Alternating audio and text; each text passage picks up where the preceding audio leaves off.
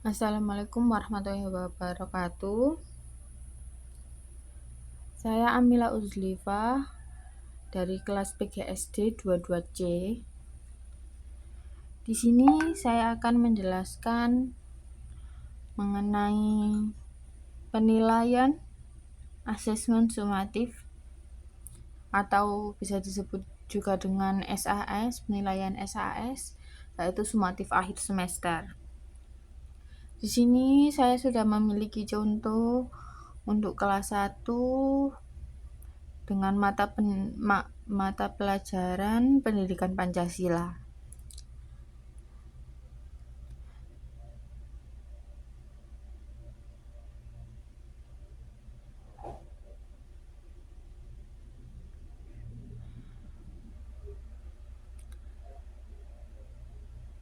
Di kisi-kisi penilaian itu sudah terdapat CP, TP, dan indikator atau inti materi untuk soal, nomor soal, dan kunci jawaban.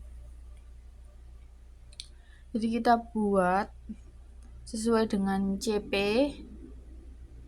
TP, indikator, soal, bentuk soal, ini soal ya, soal dan kunci jawaban. Semua soal pasti termasuk dalam CP, TP, dan indikator untuk memudahkan pembuatan soal dan memudahkan merujuk suatu soal. Kemudian di sini saya sudah mempunyai contoh soal SAS atau sumatif akhir semester dengan soal yang sama seperti di kisi-kisi SAS yang diberikan oleh dinas. Sini contoh kisi-kisi.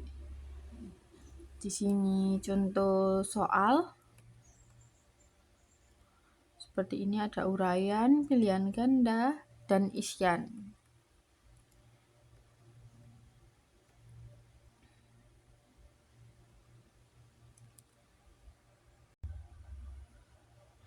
Kemudian di sini ada contoh analisis butir soal, penilaian tingkat kesukaran dan daya pembeda. Di sini sudah terdapat per butir soal sudah terjawab, dan untuk penilaiannya 1 dan 0. 1 ini untuk jawaban benar dan 0 untuk jawaban salah. Baik, untuk tingkat kesukaran ini memiliki indikator penilaian yang kurang dari 0,30 sama dengan nilai sulit, dan 0,30 sampai 0,70 sama dengan nilai sedang. Kemudian lebih dari 0,70 sama dengan nilai mudah. Rumus dari tingkat kesukaran ini adalah P sama dengan B per JS.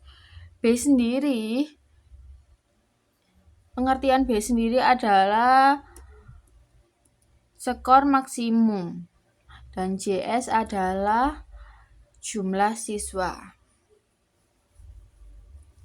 Di sini sudah saya contohkan di nomor soal 1. Skor maksimumnya yang didapatkan adalah 14. 14 dibagi jumlah siswa ada 20. 14 dibagi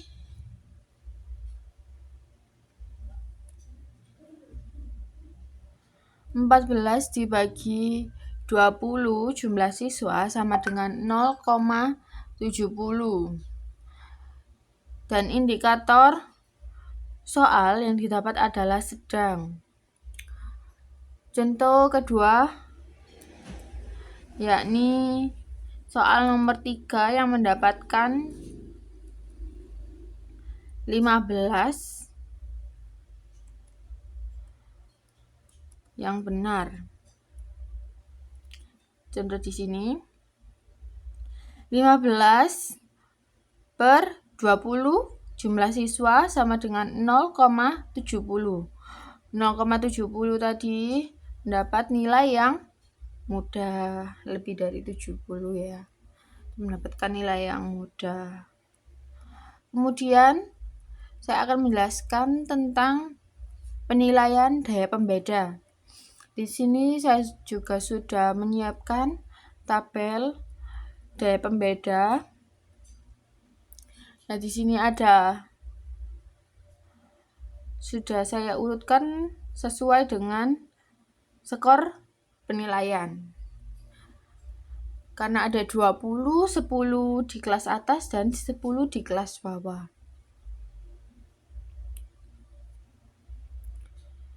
Di daya pembeda ini juga memiliki indikator daya pembeda. Di sini 0,40 sampai 1,00 sama dengan soal diterima. 0,30 sampai 0,39 sama dengan soal diterima namun perlu diperbaiki. 0,20 sampai 0,29 sama dengan soal diperbaiki. Yang terakhir 0,19 sampai 0,00 sama dengan soal tidak dipakai atau dibuang ya. Untuk perhitungannya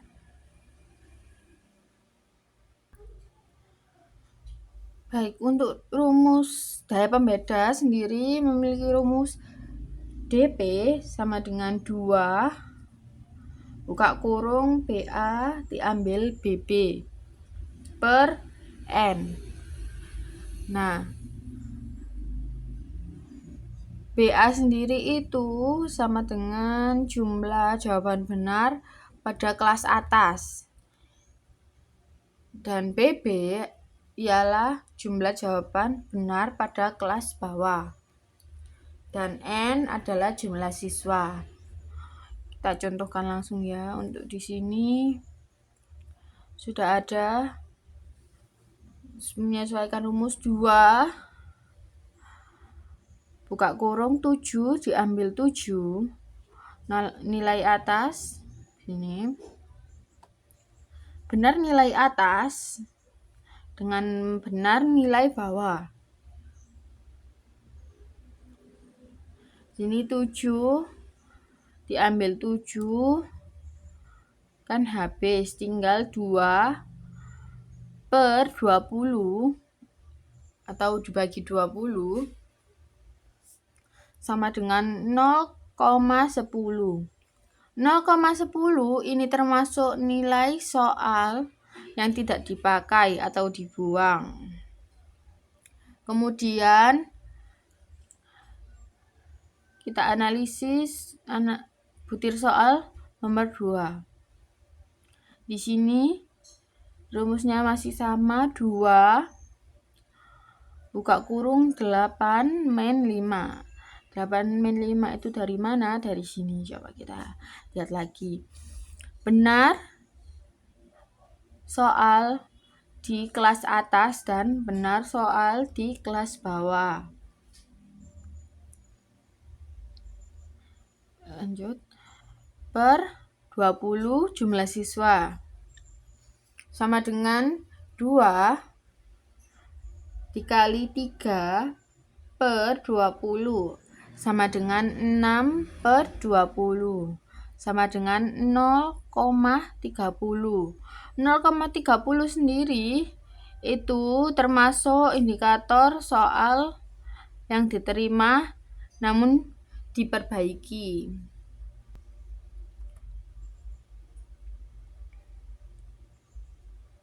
Sini saya contohkan lagi untuk daya pembeda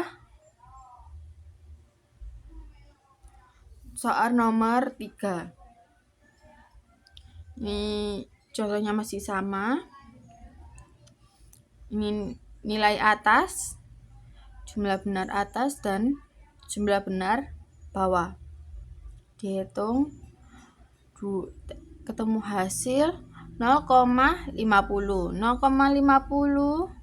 termasuk soal diterima. Kenapa?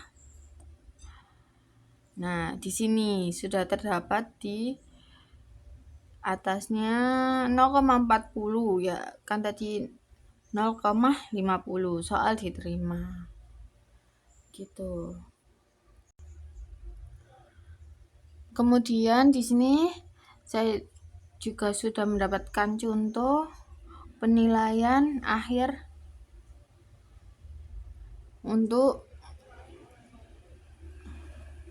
atau namanya dengan rapot ya. Nah, di sini sudah disesuaikan TP dengan indikator per materi buat per minggu ya. Buat per minggu. Dan di sini juga terdapat nilai SAS atau sumatif akhir semester. Sudah terisi semua.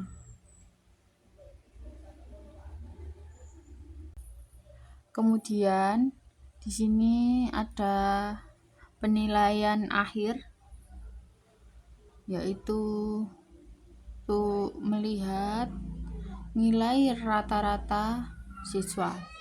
Di sini saya mengambil 5 siswa dengan penilaian PH1, PH2, PH3 dan SAS.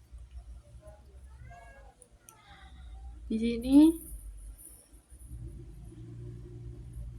sudah ada penilaiannya, jumlah nilai tertinggi di setiap siswa, nilai terendah di setiap siswa, dan ditemukan rata-rata.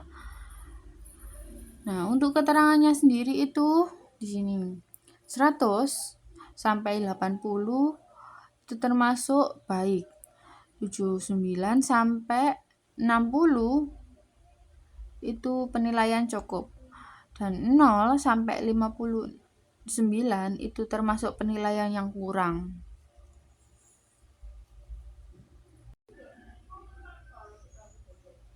Baik, inilah yang bisa saya jelaskan. Kurang lebihnya terima kasih. Wassalamualaikum warahmatullahi wabarakatuh.